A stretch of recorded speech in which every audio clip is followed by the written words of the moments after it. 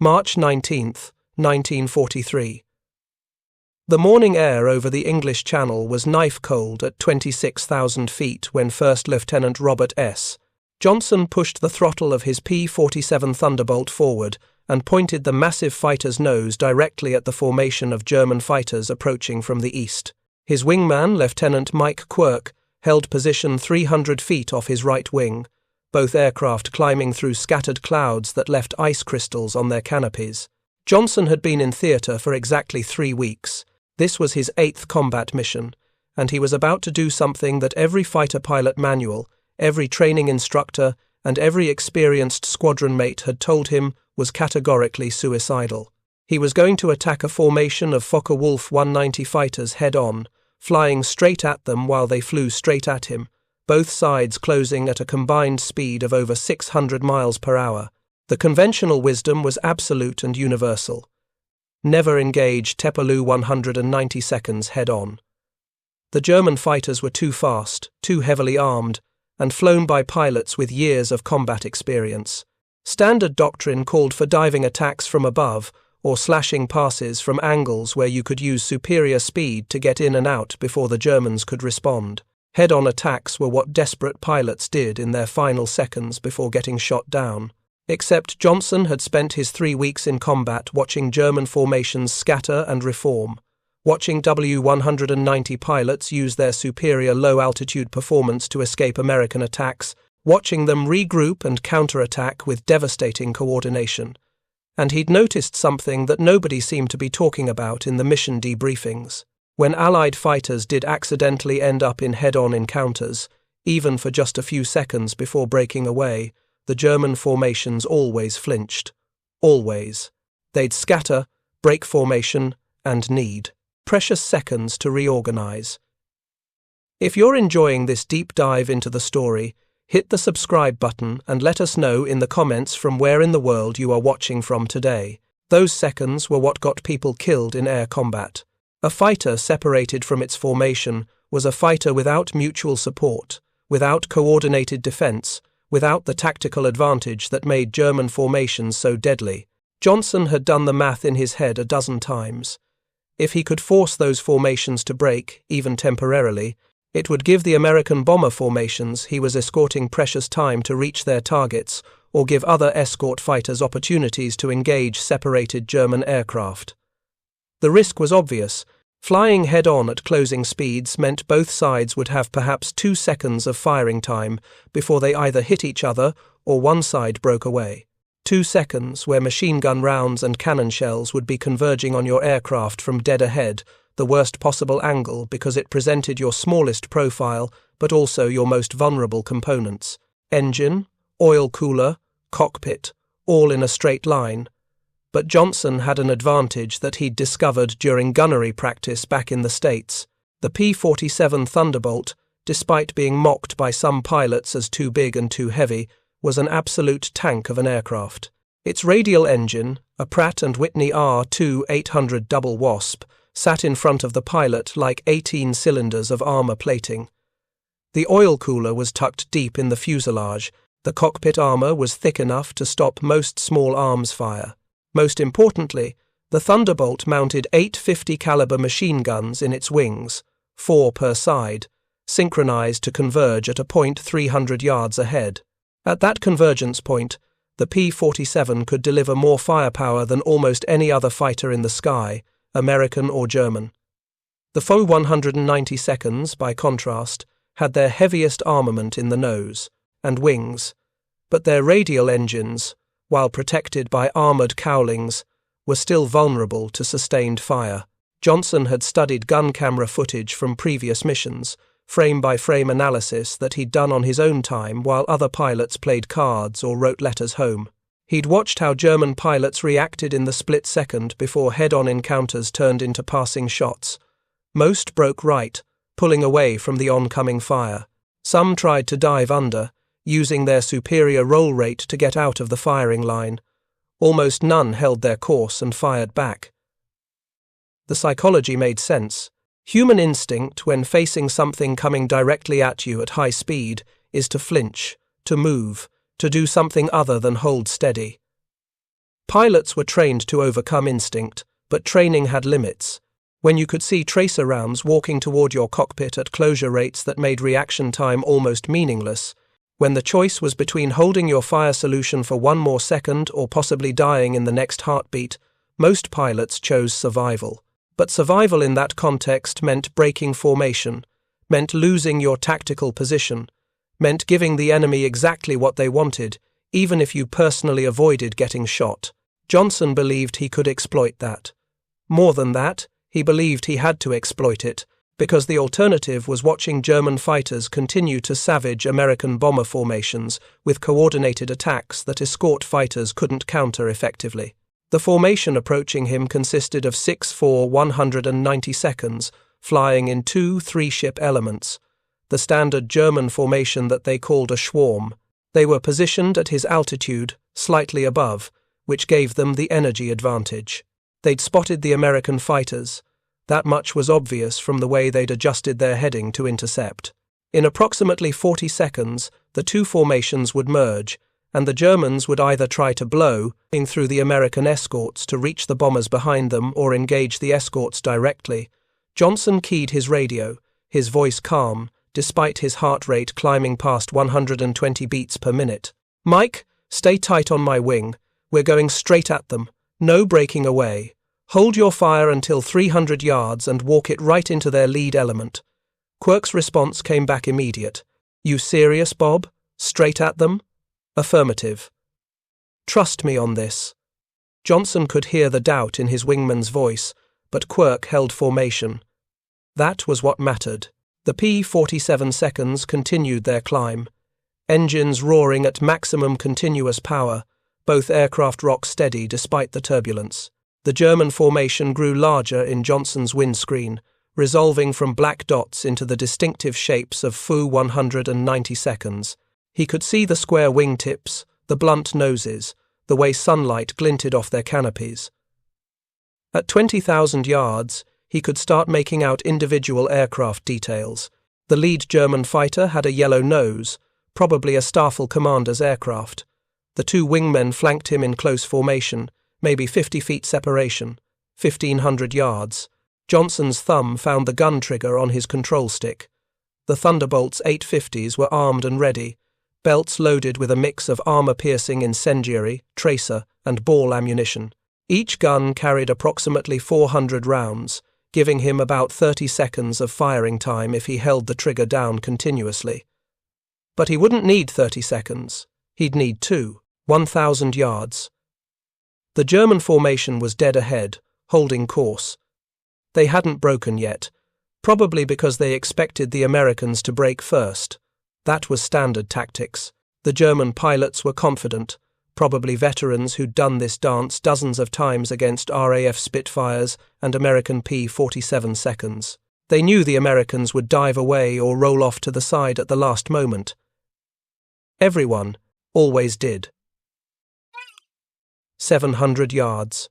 Johnson could see the lead Fw-190s propeller now, could make out the details of its camouflage pattern, the splinter scheme of greys and greens that the Luftwaffe used over Western Europe. The German pilot would be looking back at him through his own windscreen, seeing the same details, making the same calculations. 500 yards. The German fighters hadn't broken. Johnson's tactical mind registered this as significant. These weren't rookies. These were experienced pilots who were holding formation because they believed the Americans would flinch first. The psychology of the situation was crystallizing exactly as Johnson had predicted. 300 yards. Johnson pressed the trigger. The Thunderbolt shuddered as all 8 machine guns opened fire simultaneously. The noise in the cockpit was overwhelming, a hammering roar that drowned out even the engine sound. Tracers arced out from his wings in bright streams, every 5th round glowing red-orange so pilots could see where their fire was going. The convergence point of 8 50 caliber streams created a cone of destruction, approximately 6 feet in diameter, and Johnson walked that cone directly onto the lead Fw-190's nose. The German pilot saw the tracers coming. At 300 yards closure, he had approximately 1 second to react. Johnson watched through his gun sight as the Fw-190s nose lit up with return fire, the Germans' MG-17 machine guns and MG-FF cannons blazing back. 20mm cannon shells and 13mm machine gun rounds were walking toward Johnson's cockpit, but the German broke first. At roughly 200 yards, just as Johnson's rounds began impacting his engine cowling, the Fw-190 pilot's nerve failed. The German fighter snap-rolled right, breaking formation violently to avoid the converging fire. His two wingmen, seeing their leader break, immediately followed, the entire three-ship element scattering like starlings hit by a shotgun. Blast. Johnson held his course, holding his trigger down, walking his fire from the first aircraft to the second. The wingman was slower to react, committed to his formation position for a fraction of a second too long. Johnson's rounds stitched across the WW190's cowling and into the cockpit area. The German fighter shuddered, pieces of metal skin tearing away, and then it was past him, flash gone in the blink of an eye, as the two aircraft crossed paths with less than 100 feet of separation. The second three-ship element of Germans, seeing what had just happened to their lead element, scattered immediately. They didn't wait to merge, didn't try to hold formation, just broke in multiple directions to avoid the head-on pass. In less than 3 seconds, Johnson had transformed an organized formation of 6 fighters into 6 individual aircraft, spread across a cubic mile of sky, each one now worried about survival rather than coordinated attack. Mike Quirk's voice crackled over the radio, adrenaline raising his pitch by half an octave. "Holy hell, Bob! They scattered! You see that? They just broke completely." Johnson was already reversing his turn, bringing the Thunderbolt around to engage the scattered Germans before they could reform. His tactical analysis was running even as his hands worked the controls. The head-on pass had worked exactly as predicted. The Germans had flinched first, and now they were vulnerable. But more important than this single engagement was what it meant for future tactics. If one pilot in one P-47 could break a German formation with a head-on attack, what could a squadron of P-47 seconds do if they all used the same technique? What if this became standard doctrine instead of the desperate last resort everyone currently believed it to be? The engagement was still developing. Johnson had scattered the formation, but now came the harder part. 6 German fighters, even separated, were still 6 experienced pilots in highly capable aircraft. They'd be trying to reform, trying to regain their mutual support, trying to turn the tables on the American fighters who'd just disrupted their attack. Johnson checked his 6, making sure no one had gotten behind him during the head-on pass. Clear. He looked for Quirk, found his wingman holding position, still together. The 2 P-47 seconds had maintained their formation integrity, while the Germans had lost theirs. That was the key advantage, the tactical edge that could be exploited.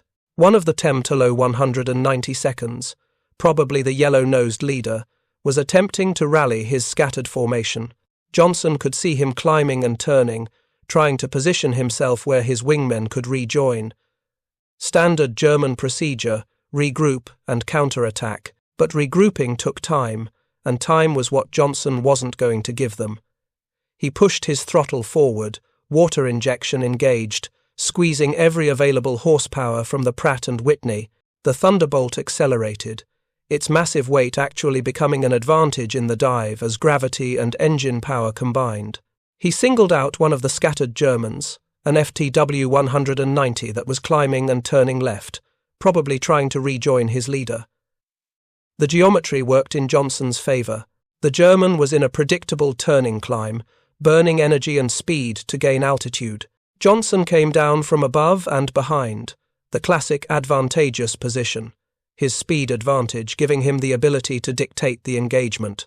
He lined up his gun sight, led the target slightly to account for deflection, and fired a 2-second burst. 50 caliber rounds tracked across the sky, converging on the TW-190's left-wing route. Hits sparkled along the German fighter's fuselage. Pieces of the wing broke away. The Fw-190 snap-rolled violently, probably a desperate defensive maneuver or possibly loss of control from damage. Johnson didn't follow him down. Never follow a kill into a dive where other enemies might be waiting. Instead, he pulled up, gaining altitude, searching for the next threat. Quirk had engaged another of the scattered Germans, the two aircraft spiraling in a turning fight that the P-47 would eventually lose if it continued. The Thunderbolt couldn't turn with an Fw-190 at low speeds, but Johnson saw the solution immediately. The German fighter was so focused on Quirk that he'd lost situational awareness of the broader fight. Johnson came in from the German's high six, dropped his nose, and fired from 400 yards out. The deflection shot was difficult, leading a target moving perpendicular to his own flight path.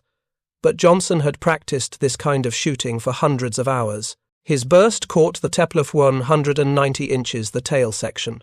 The German immediately broke off his attack on Quirk and dove away, trailing smoke. The remaining German fighters, seeing two of their number damaged or destroyed and their formation integrity completely gone, made the decision that experienced pilots learn to make. They disengaged, diving away toward France, using their superior low-altitude speed to break contact. Johnson considered pursuing but checked the fuel gauge and made the rational choice. The bombers they were escorting were continuing toward their target, and escort duty meant staying with the bombers, not chasing individual fighters. He reformed with Quirk, and the two Thunderbolts climbed back to their assigned altitude, rejoining the bomber formation that had continued on course during the entire engagement. The B-17 seconds were untouched. The German fighters that were supposed to attack them had been scattered and driven off without reaching the bombers at all. The mission continued. The bombers hit their target, a factory complex near Rouen, and turned for home. Johnson and Quirk flew escort all the way back across the channel, watching for German fighters that never materialized. When they finally landed at their base in England, Johnson's aircraft had exactly 17 rounds of .50 caliber ammunition remaining across all 8 guns. He'd burned through over 3,000 rounds in various engagements during the mission. The debriefing happened in the Squadron Operations Building, Johnson and Quirk sitting across from the intelligence officer and their squadron commander, Major Hub Zemke. The standard questions came first: aircraft encountered, ammunition expended, observed results. Johnson reported 2 Fw-190 seconds damaged, possibly destroyed, and the successful disruption of a German attack on the bomber formation. Then came the part that would change everything. Zemke leaned forward, studying the mission map where Johnson had marked the engagement locations. "Explain the head-on attack again. You said you deliberately flew directly at them?" Johnson nodded, choosing his words carefully. "Yes, sir. The German formation was approaching on an intercept course. Instead of breaking away or attempting a diving attack, I maintained heading and opened fire at 300 yards. The German formation scattered immediately. All 6 aircraft broke formation. Zemke was silent for several seconds, his face unreadable. Johnson couldn't tell if his commander was angry at the breach of standard tactics or intrigued by the results. Finally, Zemke spoke. "That goes against everything we've been teaching. Head-on attacks are considered too dangerous because of closure rates and the likelihood of collision." "Understood, sir, but the results suggest the Germans find it even more dangerous. They broke formation both times I attempted it." Quirk added his own observation. "I was watching from his wing, sir. The moment Lieutenant Johnson opened fire, the whole German formation just fell apart. They scattered in every direction. I've never seen anything like it. The Germans always maintain formation discipline, but this time they just panicked." Zemke tapped his finger on the map, thinking through the tactical implications. If this works consistently, if we can reliably break German formations with head-on attacks, it changes our entire escort strategy. But it requires pilots willing to fly directly at enemy fighters and hold their course under fire. Johnson met his commander's eyes. "I'm willing to do it again, sir. And I think other pilots would be too, once they see it works. The key is hitting them before they expect it, giving them no time to prepare mentally for the head-on merge. If they're anticipating a diving attack or a side pass, and instead they get 850s coming straight at them, their instinct is to break." Zemke made his decision. "All right, next mission, I want you to brief the rest of your flight on this technique. We'll try it with a 4-ship formation, all executing head-on attacks simultaneously. If it works with multiple aircraft, we'll expand it to the whole squadron. But I want to be clear, this is high risk. If you misjudge your closing speed or if a German pilot doesn't brake, the collision potential is significant. Johnson acknowledged the warning, but internally he was already thinking through the next iteration. If 4 P-47 seconds came at a German formation head-on, all firing simultaneously, the psychological impact would be overwhelming. No German pilot, no matter how experienced, could maintain course while 32 50 caliber machine guns converged on his formation. The briefing ended. Johnson and Quirk walked back to their quarters through the damp English evening, both men still processing what had happened. Quirk finally spoke, his voice quiet. You know this is either going to make you famous or get you killed, right? Probably both. Johnson allowed himself a small smile. I'd rather find out by trying than watch more bombers get shot down while we stick to tactics that aren't working. The Germans have been winning the air superiority battle because they maintain formation discipline and we don't. If we can force them to break formation, we level the playing field. That night, Johnson couldn't sleep. He lay in his bunk, staring at the ceiling of the Quonset hut that served as officer quarters, replaying the engagement in his mind. The head-on attack had worked, but he knew he'd been lucky. The German pilot had broken at 200 yards. If he'd held course for even one more second, the collision would have been unavoidable. But luck was only part of combat. The rest was skill, preparation, and understanding your opponent's psychology. Johnson had gambled that German pilots, no matter how well trained, would flinch when faced with incoming fire they couldn't evade. And he'd been right.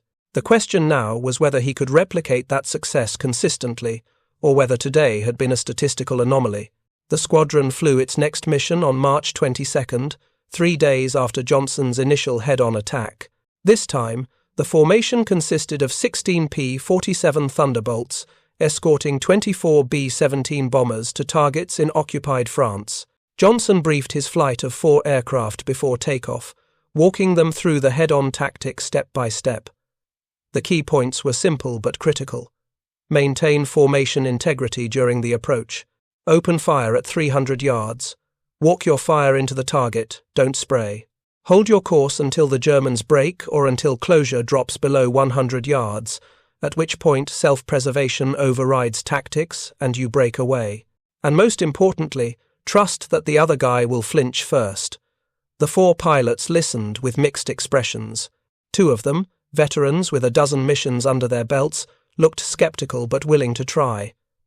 The 4th pilot, a replacement who'd arrived just the previous week, looked frankly terrified. Johnson understood. What he was asking them to do violated every survival instinct and contradicted their training. But he also knew that combat effectiveness sometimes required doing things that felt wrong. They took off at 0800 hours, formed up over the English coast, and climbed to altitude. The bomber stream stretched across miles of sky, boxes of B-17 seconds in staggered formations, designed to maximize defensive firepower. The P-47 seconds took up their escort positions, weaving above and around the bombers, scanning for German fighters. The radar warning came through at 0915, bandits, multiple contacts, approaching from the southeast at Angels 25, approximately 20-plus aircraft. Johnson's pulse quickened. 20 German fighters against 16 American escorts. The odds were worse than his previous engagement, but that also meant more opportunities to test the head-on tactic. He spotted them at 10 miles, a formation of Fw-190 seconds climbing to intercept altitude. They were organized into 3 groups, probably 3 separate staffels, combining for a coordinated attack on the bomber stream. Standard German tactics called for some fighters to engage the escorts while others dove through to hit the bombers. It was effective because it forced the American escorts to choose between protecting themselves and protecting the bombers. Johnson made his decision immediately. He wouldn't let them execute their coordinated attack. He'd break their formation before they could organize. Blue flight, this is Blue leader. We're taking the lead German element head on. Stay in formation, hold your fire until 300 yards, and don't break away first. His flight acknowledged. 4p47 seconds, turning toward the approaching Germans. The geometry was similar to his previous engagement, two formations approaching each other with combined closure speeds exceeding 600 miles per hour. But this time, Johnson had 3 wingmen with him, quadrupling the firepower he could bring to bear. The German formation, 6 Fw-190 seconds in 2 3-ship elements, continued their approach. They'd seen the American fighters turning toward them, but probably expected a diving attack or a side pass. Instead, they were about to face 4p47 seconds coming straight at them, all committed to the head-on merge, 1,000 yards. Johnson checked his formation. All 4p47 seconds were holding position, steady despite the psychological pressure of flying directly toward enemy fighters. The Germans were still holding their course too, probably confused by the American tactics. 500 yards, 300 yards. Johnson pressed his trigger. 32 50-caliber machine guns opened fire simultaneously, 4 separate streams of tracers converging on the German formation from 4 slightly different angles. The volume of fire was staggering, over 100 rounds per second, all of them converging on a space barely larger than a basketball court. The German formation disintegrated instantly. All 6 Fw-190 seconds broke in different directions, the lead element scattering high and low while the second element rolled away to both sides. Not one German pilot held course long enough to get an effective burst at the Americans. The psychological impact of facing 32 machine guns head-on had been overwhelming. Johnson's flight flashed through the space where the German formation had been seconds before. None of the Americans breaking formation, all 4 holding steady. As they passed through and began their turn to engage the scattered Germans, Johnson heard Quirk's voice on the radio, excited and disbelieving. It worked again. They just fell apart. The engagement had fractured into multiple separate fights, as the scattered German fighters tried to reform, while the American flights capitalized on their disruption. Johnson singled out an Fw-190 that was climbing away, probably trying to gain altitude for a counterattack. He closed to 400 yards and fired a 3-second burst. Hits sparkled along the Germans' fuselage and wing route. The Fw-190 rolled inverted and dove away, trailing smoke. All across the sky, similar engagements were playing out. The initial head-on pass had broken the German formation's cohesion, and now individual American flights were engaging scattered German aircraft with numerical and positional advantages. The bombers, unmolested, continued toward their target. Not a single German fighter had managed to penetrate to the bomber formation. The engagement lasted approximately 8 minutes before the surviving German fighters disengaged and dove away toward France. American losses, 0.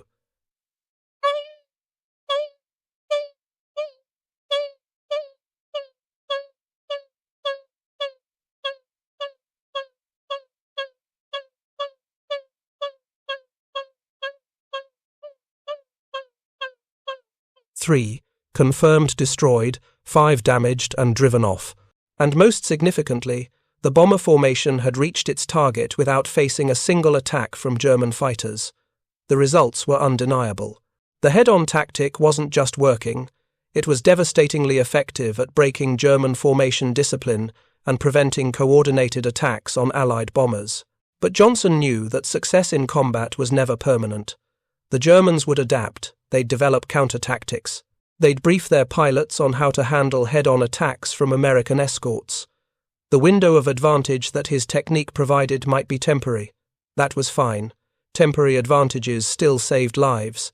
And if the head-on tactic only worked for a few weeks or months before the Germans figured out how to counter it, that was still weeks or months of bomber crews making it home alive because German fighters couldn't coordinate their attacks effectively. The debriefing after the March 22nd mission was notably different from the previous one. Major Zemke brought in the group commander, Colonel Armin Peterson, and the entire squadron leadership. They wanted details, wanted to understand exactly how and why the tactic was working so effectively. Johnson walked them through it methodically. The Germans train for formation integrity above almost everything else. Their tactical doctrine is built around mutual support and coordinated attacks. When you force them to break formation, you're not just disrupting one attack, you're temporarily destroying their entire tactical framework. They need time to reform, time to re-establish communications, time to coordinate their next move. And in air combat, time is life. Colonel Peterson studied the mission maps, where intelligence officers had marked every engagement location and result. This is significant enough that we need to brief it to 8th Air Force Headquarters. If this works consistently across multiple groups, it could change our entire escort strategy. But we need more data points. I want every flight lead in this group trained on the head-on technique within the next week. The technique spread rapidly through the 56th Fighter Group, then to other P-47 groups in the 8th Air Force. Within a month, head-on attacks against German formations had gone from suicidal last resort to preferred tactic. Gun camera footage from dozens of engagements showed the same pattern repeating. American fighters approaching German formations head-on, opening fire at 300 to 400 yards, German formations scattering immediately. But the Germans did adapt, exactly as Johnson had predicted. By late April of 1943, Luftwaffe tactical bulletins were warning pilots about the American head-on technique and providing guidance on counter-tactics. German pilots were instructed to hold formation longer, to return fire more aggressively during head-on passes, and to develop situational awareness that would let them identify when Americans were setting up for head-on attacks. The adaptation went both ways. American pilots refined their technique, learning to come in at slight angles rather than perfectly head-on, giving themselves escape routes if Germans held course longer than expected. They learned to vary their attack patterns, sometimes using head-on passes, sometimes using traditional diving attacks, keeping the Germans uncertain about what was coming. What emerged was a tactical evolution, an ongoing cycle of innovation and counter-innovation that defined air combat over Iran, Western Europe through 1943 and into 1944. The head-on attack remained effective, but it required more skill and better timing as German pilots became accustomed to facing it. Johnson himself flew 72 combat missions during his tour, becoming one of the highest-scoring American fighter aces with 28 confirmed kills. Many of those victories came from engagements that began with head-on attacks breaking German formations, but he never forgot that the tactic's effectiveness came from its psychological impact as much as its firepower. The key was making the other pilot believe you wouldn't break first, that you'd hold course even if it meant collision, that your nerve was stronger than his. Most of the time, that belief was enough to make the German pilot flinch, but not always. On June 26, 1943, Johnson's luck ran out. During an escort mission over France, he executed a head-on attack against an Fw-190 flown by a German pilot who didn't flinch. The German held course, both aircraft firing continuously, closure rate dropping through 200 yards, 100 yards, 50 yards. At the last possible moment, both pilots broke simultaneously, rolling away in opposite directions. But not before a 20mm cannon shell from the Fw-190 struck Johnson's P-47 directly in the engine cowling. The shell didn't explode, but it punched through the cowling and severed oil lines. The Pratt & Whitney engine began losing oil immediately. Johnson knew what that meant. Without oil, the engine would seize within minutes. He was deep over France, miles from friendly territory, with a dying engine. He nursed the throttle, trying to extend his glide toward the channel, but physics was unforgiving. The engine seized completely at 8,000 feet. The propeller stopped rotating. The Thunderbolt transformed from powered aircraft to very heavy glider. Johnson made it to within sight of the French coast. Before altitude ran out, he bellied the P-47 into a field, the impact hard enough to knock him unconscious briefly. When he came to, he was surrounded by French farmers who helped him evade German patrols and eventually connected him with the resistance network that would get him back to England. He returned to his squadron 6 weeks later, having walked, bicycled, and sailed his way through occupied France and across the Channel.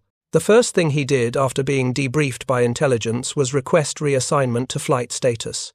The second thing he did was give a briefing to new pilots about the head-on technique, including detailed discussion of what had gone wrong during his last mission. The lesson was clear. The head-on attack worked because most pilots would brake first. But you always had to be prepared for the exception. The German pilot with enough nerve or recklessness to hold course as long as you did. When that happened, both aircraft would take damage, and survival became a matter of luck and aircraft durability. The P-47 Thunderbolt's reputation as a tank, as an aircraft that could absorb tremendous damage and keep flying, was a crucial part of why the head-on tactic worked for American pilots. Johnson's aircraft had taken a 20mm cannon hit that would have destroyed lighter fighters instantly, and it still flew long enough to get him within gliding distance of friendly territory. German pilots knew this. They knew that P-47 seconds could absorb punishment that would down Fw-190 seconds or Bf-109 seconds. That knowledge factor factored into their split-second decisions during head-on engagements. Even if both aircraft scored hits, the heavier American fighter was more likely to survive the exchange. By autumn of 1943, the head-on tactic had become fully integrated into 8th Air Force doctrine. Training manuals included detailed instructions on proper execution. Gun camera footage was analyzed to identify best practices and common mistakes. New pilots arriving in theater received specific instruction on the technique before flying their first combat missions. The impact on German fighter effectiveness was measurable. After-action reports from bomber crews showed a significant decrease in coordinated German attacks following the widespread adoption of head-on tactics by American escorts.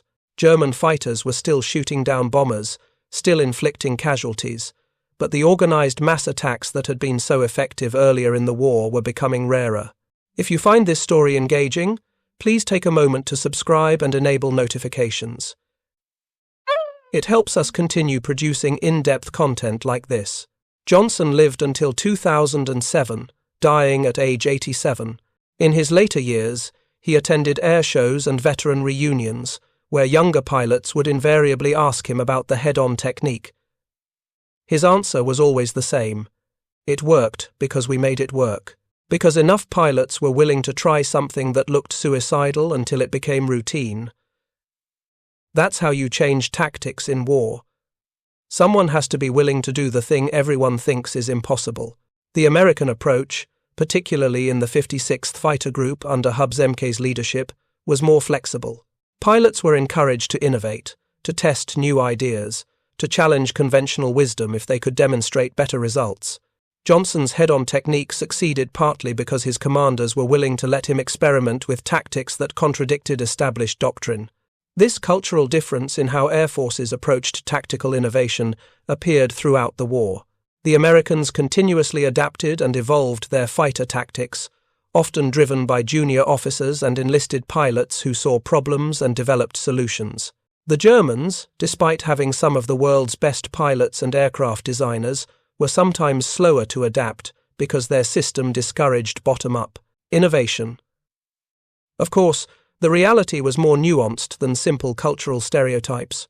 The Luftwaffe had innovative tacticians, and the American Air Forces had their share of hidebound officers resistant to change.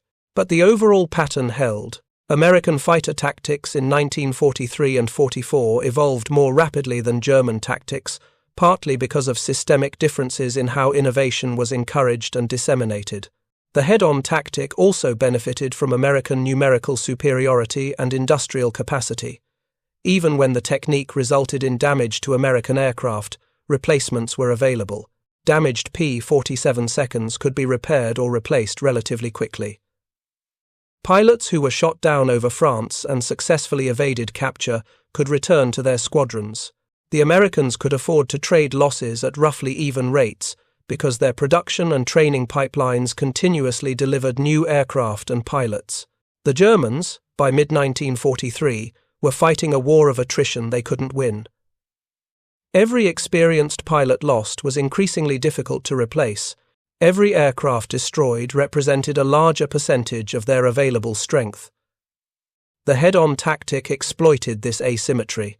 Even when exchanges were roughly even in terms of aircraft destroyed, the strategic impact favored the Americans.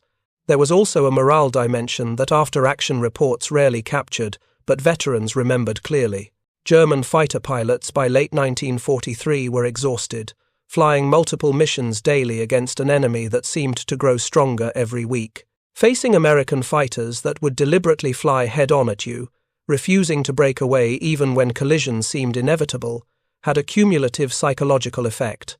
It wasn't just about individual engagements, it was about the broader message those tactics sent. The Americans were confident enough, aggressive enough, and numerous enough to trade aircraft in, head-on passes and still maintain operational effectiveness. That realization was demoralizing for German pilots, who'd spent the early war years believing in their own superiority. By winter of 1943 and 44, the air war over Western Europe had fundamentally changed character. The period when German fighters could intercept bomber formations with relative impunity was ending. The combination of improved escort tactics, including head-on attacks, increasing numbers of American fighters, and declining German pilot experience was shifting the balance irreversibly toward Allied air superiority. The head-on technique remained in use through the end of the war, though its effectiveness declined as German formations became smaller and less organized. By 1945, Luftwaffe fighters rarely appeared in the large coordinated formations that the tactic was designed to break. Instead, American fighters encountered small groups or individual German aircraft, often flown by pilots with minimal training, attacking out of desperation rather than coordinated doctrine. But the tactical principle that Johnson had demonstrated in March of 1943, that psychological pressure could be as effective as firepower in breaking enemy formations, became embedded in American fighter doctrine. Post-war analysis by Air Force historians identified the head-on attack as one of several key tactical innovations that contributed to Allied air superiority over Europe. The technique's influence extended beyond World War II. During the Korean War, American pilots flying F-86 Sabres against Soviet-built MiG-15 seconds sometimes employed head-on attacks to break up communist formations. The aircraft were different, the speeds were higher, and the weapons were different, but the psychological principle remained the same. Force the enemy to choose between holding formation and self-preservation, and most will choose survival. Modern air combat, with its beyond visual range missiles and sophisticated radar systems, has largely eliminated the close-range head-on engagement from fighter tactics. But the underlying lesson that Johnson demonstrated, that understanding enemy psychology and exploiting it through aggressive tactics can multiply combat effectiveness, remains relevant in military thinking. The specific pilots who flew with Johnson, who learned the head-on technique and executed it in dozens of engagements over Europe, each had their own experiences and perspectives. Some became aces, their names recorded in aviation history. Others completed their tours without exceptional kill tallies, but contributed to mission success through consistent execution of tactics that protected bomber formations. Mike Quirk, Johnson's wingman on that first head-on attack in March 1943, flew a complete combat tour and returned to the United States in early 1944. He never achieved ace status, recording 3 confirmed kills during his tour, but his mission reports consistently noted successful disruption of German formations through head-on attacks. After the war, he rarely discussed his combat service, preferring to focus on his career as a commercial pilot. He died in 1989, and his obituary made no mention of the tactical innovation he'd witnessed and helped validate. The 4-ship flight that Johnson led on the March 22 mission had mixed fates. 2 pilots completed their tours and survived the war. The third was shot down over Germany in July 1943 and spent the rest of the war as a prisoner. The fourth, the replacement pilot who'd looked terrified during Johnson's briefing, was killed in action in May 1943 when his aircraft was hit by anti-aircraft fire during a low-altitude strafing run. His death had nothing to do with head-on tactics, just the random violence of combat that claimed pilots regardless of skill or courage. The broader 56th Fighter Group, where Johnson served, and where the head-on technique was first developed and refined, became one of the most successful American fighter units of the war. The group was credited with over 600 confirmed aerial victories by the war's end, more than any other P-47 group. How many of those victories resulted directly from head-on attacks breaking German formations is impossible to calculate precisely, but veterans of the group consistently cited the tactic as a key component of their success. Hub Zemke, the commanding officer who authorized Johnson to develop and disseminate the head-on technique, went on to command other fighter groups and ended the war as a full colonel. He was shot down over Germany in October 1944 when his aircraft encountered a violent thunderstorm. He survived and spent the final months of the war as a prisoner. After repatriation, he continued serving in the Air Force through the 1950s, eventually retiring as a colonel. He died in 1994. In his post-war writings and interviews, Zemke consistently emphasized that successful fighter tactics required flexibility and willingness to challenge conventional wisdom. He cited Johnson's head-on technique as an example of how junior officers with fresh perspectives could sometimes see solutions that more experienced commanders missed. That willingness to listen to subordinates and test their ideas, Zemke argued, was one reason American fighter tactics evolved more successfully than German tactics during the war's later years. The tactical manuals produced by the Army Air Forces in 1944 and 1945 included detailed sections on head-on attacks, complete with diagrams showing proper formation spacing, firing solutions at various closure rates, and decision trees for when to break off if the enemy didn't scatter. These manuals were used to train thousands of American fighter pilots who never met Robert Johnson but benefited from the tactics he'd pioneered.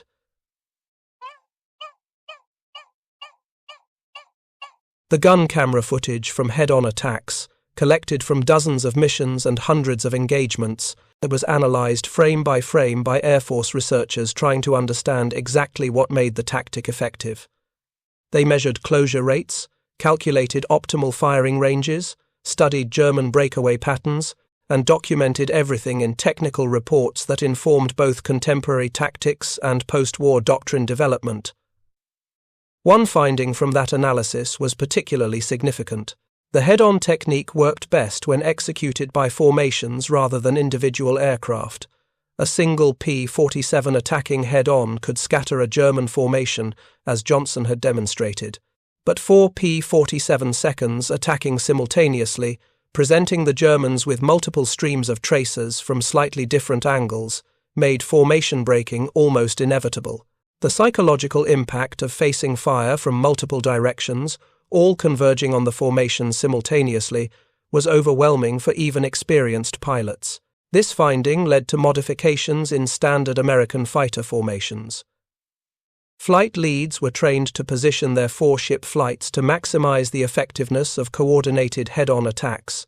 Specific hand signals and radio calls were developed to coordinate the timing of attacks, so all aircraft in a flight would open fire within seconds of each other. These refinements turned Johnson's individual innovation into systematized doctrine. The Germans attempted to develop counter-tactics beyond just holding formation longer. Some German units tried splitting their formations before American fighters could initiate head-on attacks, spreading out to present less concentrated targets.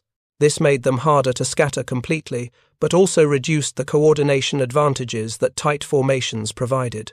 Other German units tried having one element fly slightly higher than the main formation, positioned to dive on American fighters that committed to head-on attacks. This sometimes worked, but required precise coordination that became increasingly difficult as German pilot quality declined. By late 1944, the tactical situation had evolved to where German fighters were rarely encountered in the large formations that made head-on attacks most effective. The Luftwaffe was husbanding its resources, launching attacks only when conditions were favorable, and avoiding engagement when American fighters had numerical superiority. The head-on technique remained part of American tactical doctrine, but opportunities to employ it against massed German formations became increasingly rare.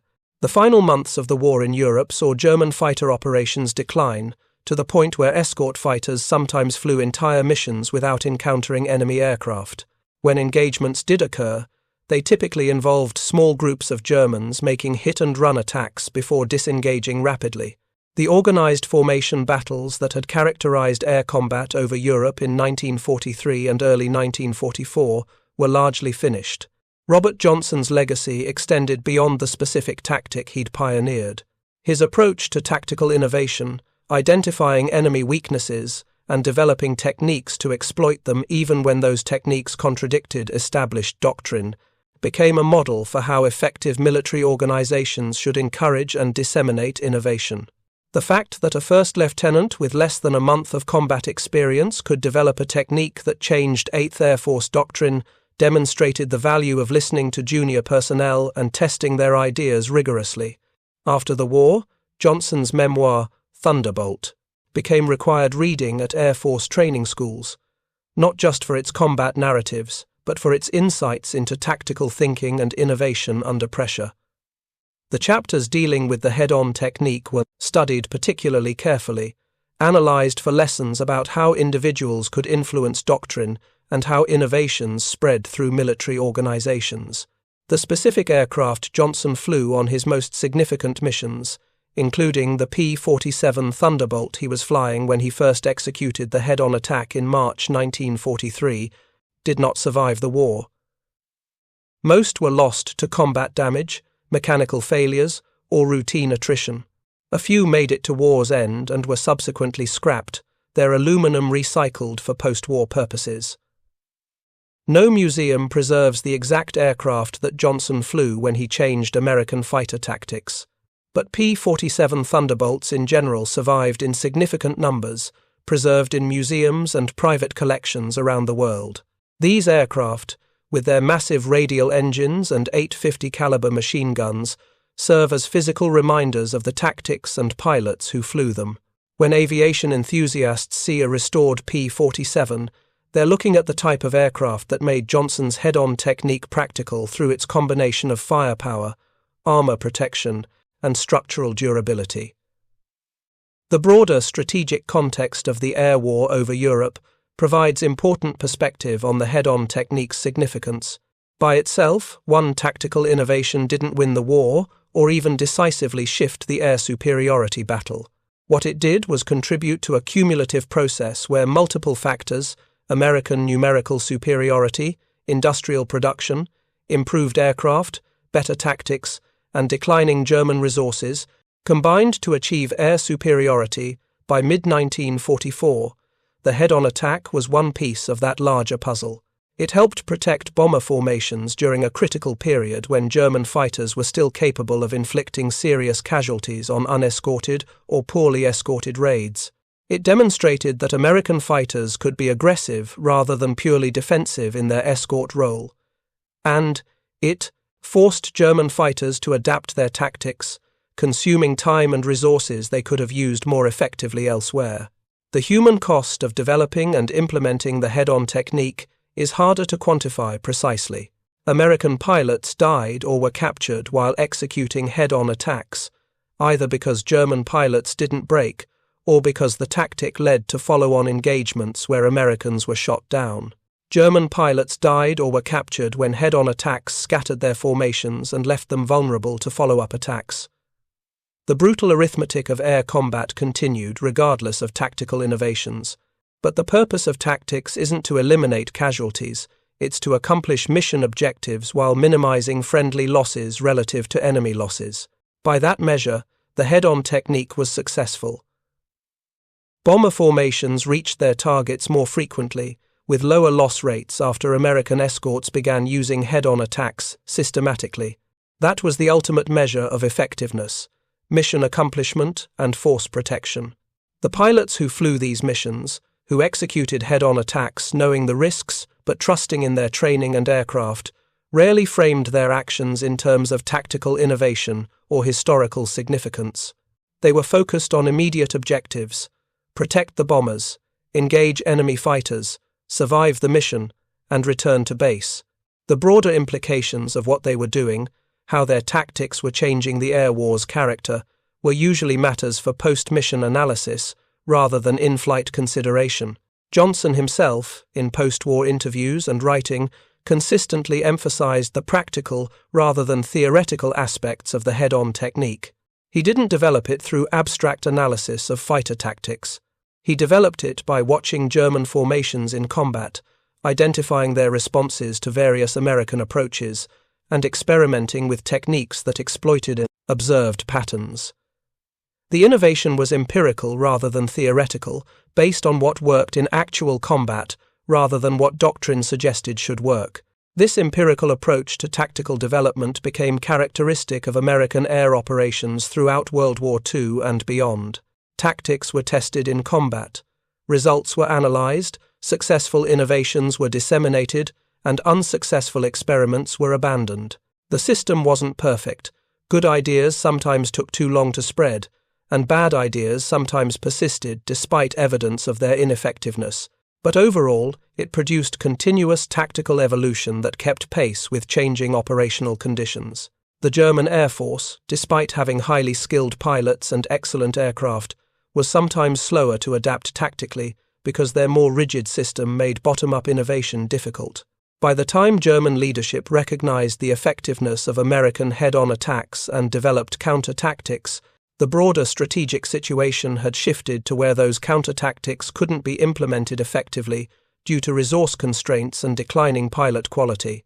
This illustrates a broader principle of military effectiveness. Tactical innovation alone isn't sufficient if the strategic context doesn't support implementation.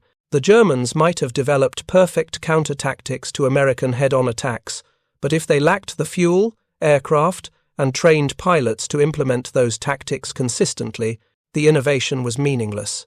The Americans could implement tactical innovations more effectively because their strategic situation, adequate resources, continuous reinforcement, and growing numerical superiority supported tactical experimentation and rapid dissemination of successful techniques. The legacy of Johnson's head-on technique lives on in military education and in the collective memory of the fighter pilot community. Air Force and Navy fighter pilot training still emphasizes aggressive tactics, willingness to engage under unfavorable conditions, and psychological factors in air combat. While the specific technique of flying directly at enemy formations has limited relevance in modern beyond visual range combat, the underlying principles remain applicable. Understand your enemy's psychology. Exploit weaknesses in their doctrine. Be willing to try unconventional approaches if conventional tactics aren't producing results. Trust your aircraft and your training. These lessons, demonstrated by Robert Johnson over the skies of occupied Europe in 1943, continue to influence how fighter pilots think about tactics and combat effectiveness. The story of the head-on attack technique is ultimately a story about individuals making differences within large organizations. Military forces are massive institutions with established procedures, formal doctrine, and hierarchical structures that can resist change. But they're also collections of individuals, and sometimes individual initiative, backed by demonstrated results, can change how entire organizations operate. Johnson didn't have the authority to unilaterally change 8th Air Force tactics. He was a junior officer, recently arrived in theater, with minimal combat experience. But he had an idea, he tested it, he proved it worked, and he had commanders willing to listen and support his innovation. That combination of individual initiative and institutional flexibility produced tactical evolution that contributed to Allied air superiority over Europe. The specific missions where Johnson and others employed head-on attacks weren't individually decisive. No single engagement won the air war. But accumulated across hundreds of missions and thousands of engagements, the technique's impact was significant. German formations scattered more frequently. Coordinated attacks on bombers became more difficult, and American escort fighters gained psychological as well as tactical advantages. For the bomber crews who benefited from improved escort tactics, the abstract discussions of innovation and doctrine were less important than the concrete reality that fewer German fighters were reaching them. Every bomber that made it to target and back represented lives saved, missions accomplished, and incremental progress toward winning the war. The crews didn't necessarily know which specific tactics their escorts were using, but they knew that survival rates were improving and that knowledge sustained morale through the brutal attrition of the bomber offensive. The mathematics of the air war were unforgiving. In 1943, bomber crews flying out of England faced roughly a 25% chance of being killed or captured during their 25-mission tour. Those odds improved gradually through late 1943 and into 1944, not because any single innovation made missions safe, but because multiple incremental improvements in tactics, aircraft, and numerical superiority reduced loss rates from catastrophic to merely terrible. The head-on attack was one of those incremental improvements. It didn't transform 25% casualties into zero casualties, but it might have reduced losses from 25% to 22% or 20%. Over the course of thousands of sorties, that difference represented hundreds of lives saved and dozens of bombers that reached their targets instead of being shot down.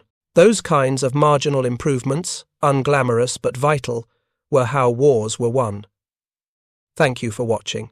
For more detailed historical breakdowns, check out the other videos on your screen now, and don't forget to subscribe.